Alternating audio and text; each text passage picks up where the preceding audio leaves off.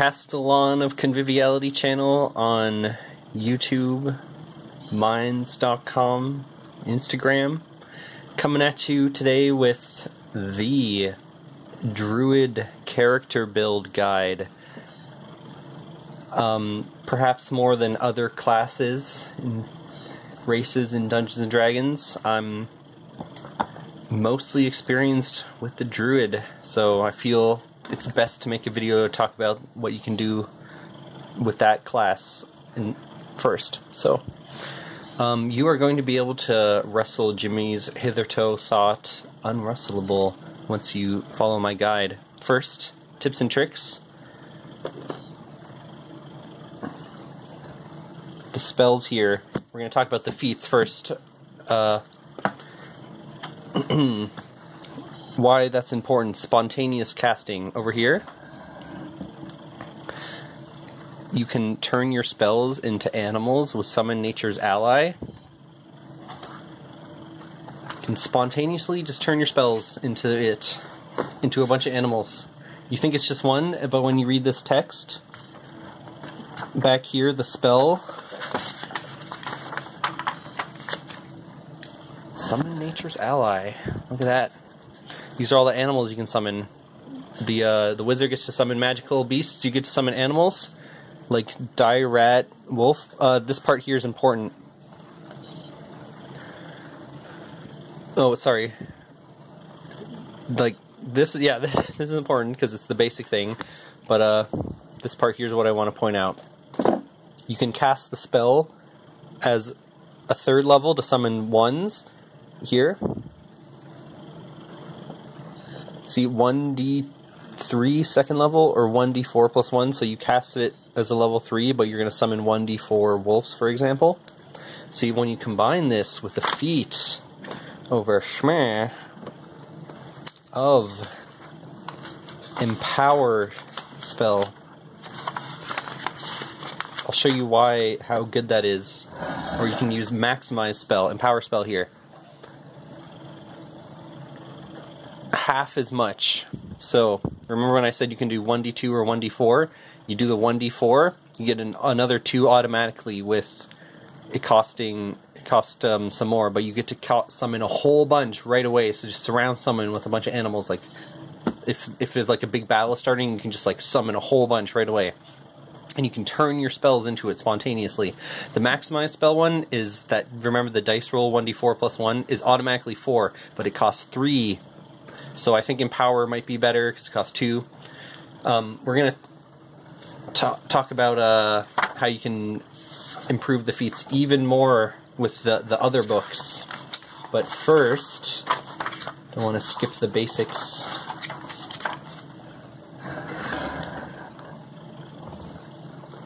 Four is pretty good for your skill points. You're more focusing on like the spells and like min-maxing and controlling how good the spells are. See here it says alignment, you're going to pick chaotic neutral to maximum wrestle the jimmies. Spells, it's wisdom based, which is also a saving throw, which I think is pretty sweet. That's why I like the wisdom based classes a lot more, because it is a saving throw built in, so it feels more safe to invest leveling up your wisdom when you can use it to defend as a stat. And you have heals, which is really good. A lot of other classes don't have access to healing magic. Druid, that's another great plus for being one. You can be the healer of the party, but not as good as a cleric. And that's because the higher level cure wound spells are actually a higher level spell, sadly.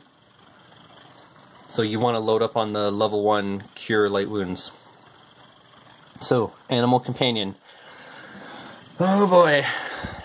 That's over here on this page, yes? Why is Animal Companion so good? Well, because, as you will soon find out,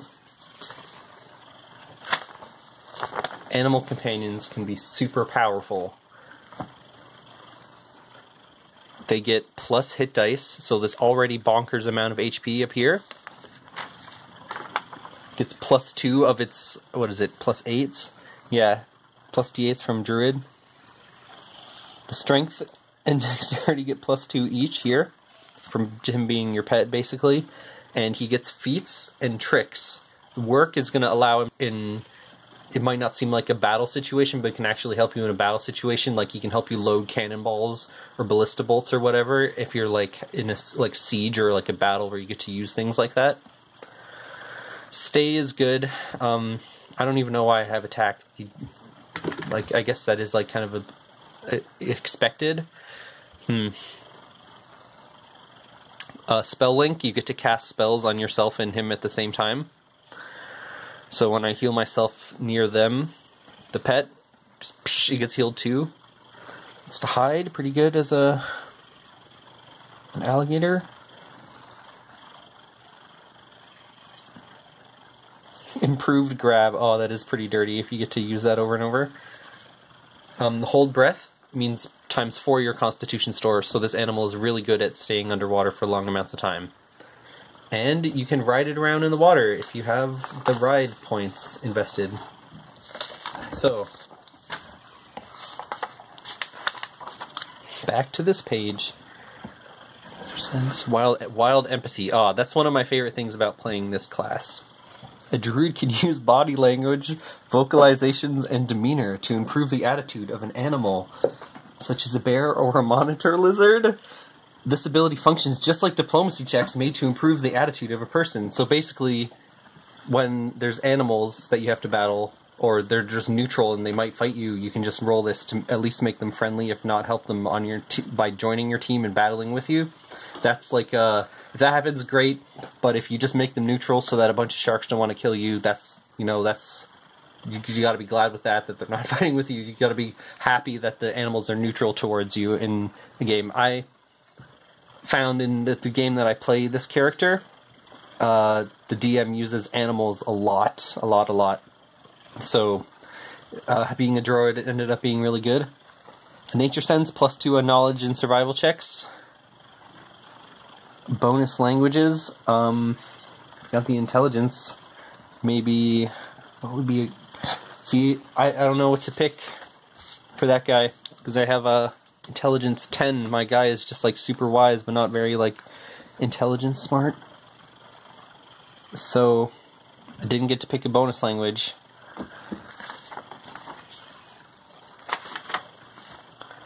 The spells per day, it's, you get more if you have more intelligence, like more pluses on your wisdom modifier, so you actually get even more spells. Woodland Stride. Base attack bonus. Your base attack bonus doesn't go up as good as a fighter or barbarian. You're kind of tied in between, but you're better at fighting, I feel, in melee than most mages. You're kind of a hybrid.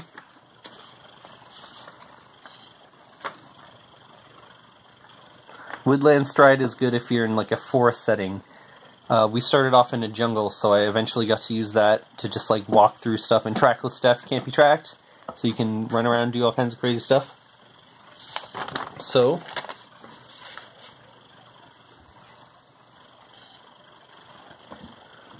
Obud High. Okay, this is what I want to point out. Being an elf, you get the long sword and the longbow bonus proficiency. And as a spellcaster, like a druid, that's actually a pretty sweet bonus, because the weapons that you would ordinarily be able to use aren't going to be as good as what you get to use for free as an elf. So these are higher because I was allowed to use the leatherworking skill to improve my items, instead of just be able to work with it in like a downtime at like a city or whatever. There's downtime in the campaign, you can just say I work with this ability. Just ask, you know, if you're not sure if your dungeon master will allow a certain thing, and you're like, oh, should I put this in, the points into this? Just be like, hey, can I use this for this? Is that allowed? Is that a thing in your campaign? So that, you know, you don't have any barriers to the fun. Like, you find out you can't use this thing later, and just like, communication is key to these kind of things running smoothly and having fun. So these are all the things I get for being an elf. The immune to sleep, +2 versus enchantments. It only came in handy a little bit. The hidden door sense, that happened, yeah, we found some more doors. Elf vision, that's pretty good. Yeah, the +2 to spot, search, and listen. Light vision, martial weapon. I can do 2 wild shapes now because my character is level 7, so I have 2 of those per day. That gives you like basically a full heal. So okay, I need to explain these a bit. The reason why I picked these is reactive to the campaign I'm in. My friend Besha was the dungeon master for this game, and it was just like, are we gonna survive? This is like a crazy situation.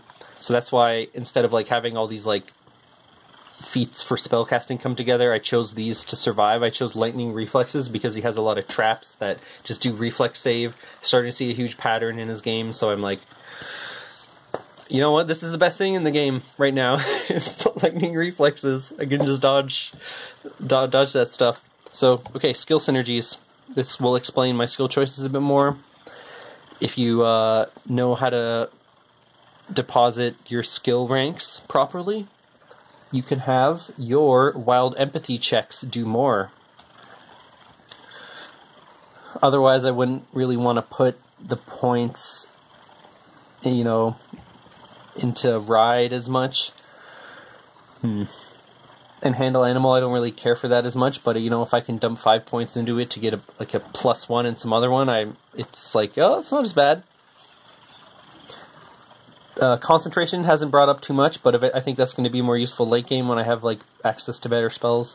Handle animal, still good. Heal has, every time I try to go and use heal to see if I can help someone better in a situation, the DM's like, no, it doesn't do anything. So, like, why do I even take heal? If they only accept hit point heals with the spell. Knowledge, nature, pretty useful. Maybe just survival would be better to put into. I'm still figuring out what the best thing is. But I enjoy my character having a bunch into this one. So, 5? 5, knowledge of nature, yep. Putting 5 into there is not unnecessary because it gives you another +2 here. Listen is pretty good.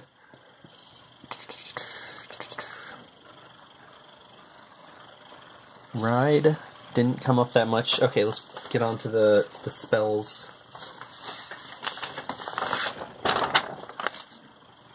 Alright. Detect magic, read magic, cure minor wounds ×2, mending, create water, flare. The create water, it scales per level, so I can make 60 pounds of water, like psh, just like put out a fire or something. So I figure that's pretty sweet to have as a utility spell. Cure light wounds ×3, produce flame, magic fang, gust of wind, soften earth, summon swarm, spider, climb, call lightning, spike growth, stone shape, flame strike, and ice storm. If you can't read those up there, because the handwriting's kind of messy. And this is how many I have per day. I feel like I have a lot of spells. It's pretty nice right now. Spell save is 14. That's going to turn up to 15 when the next time I get to go to put up the ability score. I can go to 20, so that's only going to get better. Here's to explain why the utility is so good for a druid. You got some good damage output. In 3.5 edition, when you realize that you can use your actions to fire a lightning bolt and shoot your bow at the same time, it's like this huge skill level difference in players that know how to use their turns to do 2 attacks in 1 turn in 3.5. In 5th edition, they got rid of that. I didn't really mention that as well. in my comparison, there are some things I forgot to mention that are pretty sweet. In 3.5 edition, you can do, if you know what to do as a druid, you can fire lightning bolt, use call lightning, and then each turn you're like doing both of those, so you're like a weapon platform that doesn't even have to move. You can just blast over and over. And if any of these aren't really good in a situation, you can always use the spontaneous animal thing to just use up one of those spell slots. Like if shooting a wind isn't very useful, or soften earth, that's like to slow down a huge field of people. And gust of wind is like if there's a small person, you can only use it on small things, which is kind of funny. But there's all these other little utility things you can use it for in this situation. Summon Swarm is like a powerful summon one, but it has like kind of a negative drawback if you fail controlling it. Spider Climb. This guy's campaign has a whole lot of climbing in it. It's like a climbing simulator. So I figured, you know what, next time he's like, oh, here's all these buildings or all these things in the way, I'll be like, well, wowie, I get to... Or turn into a monkey, and with the shape-shifting is another way to climb really well as a druid. Stone Shape. Oh, when we got put into like a prison in the game world, and it's like, how do you get out? Oh, what's the situation? You said the wall was made out of earth, so or stone, stone even. So I just like turned the side of the cell into just like a door, and we just like walked out. So it was just like, okay. So yeah, the utility is pretty crazy. I picked the 2 damage spells I like the most as the see Flame Strike in these ones. These ones seem like to be like really the best, and it's like I want to be able to do like multiple different element damage types. Yeah, what else is there even to talk about? When you can shapeshift, you heal. It's the rule says that you heal for as if you had a full rest every time you do it. So if you're like underwater and like you're damaged a bunch, and they're like, oh, I'm trying to throw a water hazard at you, as the DM is saying this, you can just like shapeshift into any underwater animal, and like you can do that in the air too with like a flying animal. So they really can't throw a curveball at you that you can't adapt to as a druid. If it's like an environmental thing, you can like easily counter it with one of your spells or shapeshifting, I find. So that's like another reason why the utility is just redonkulous on the druid. So I think a cool thing to end on would be to talk about the cool stuff in this book. The complete mage, it's got a cool Yolandi Fusser lady on the front. Rats rule! Okay, we're going to go straight to the feats in this book. There's a whole bunch of cool stuff that you could do in here with fluff and flavor, but we're going to go to this part here where it's... Look at all these neat feats. The one that I'm pointing out for this druid build here is Metamagic School Focus. Reduce the cost of adding metamagic feats. So this is calling back upon to when we were talking about how you could summon a whole bunch of animals if you had the feats combining with your spell for Summon Nature's Ally. Here we go. Spell Focus. It's not as good if you're Conjuration and you don't have access to spells that do that, but the book Spell Compendium will patch that so that the druid has conjuration spells that have a DC, which is what Spell Focus helps you for. So benefit, 3 times per day you can reduce by 1 level the cost of a metamagic feat applied to the spell of the chosen school. So that Empower is going to cost 1 less, so instead of 2 it's going to cost 1 more, so you can have a ridiculous amount of animals 3 times per day less 1 level. So you can think of that as 3 spell levels of value, but a bit more if it's higher. Yeah, that's the one thing I wanted to point out for making a good druid build. I think that would be like a cool summoner build. That's the kind of one I want to do instead of... I was looking at the evocation and the transmutation, and you can use lengthen spell to have your transmutations last longer, but to me this feels like the classic what a druid could be, should be. Maybe not saying what it should be, but this is the one I want to play the most based on like looking at the facts and the figures and what you can do with it. So anyways, that is the Druid build. Let me know if you have any other cool ideas for building characters in the comments below. Alright, have a good day!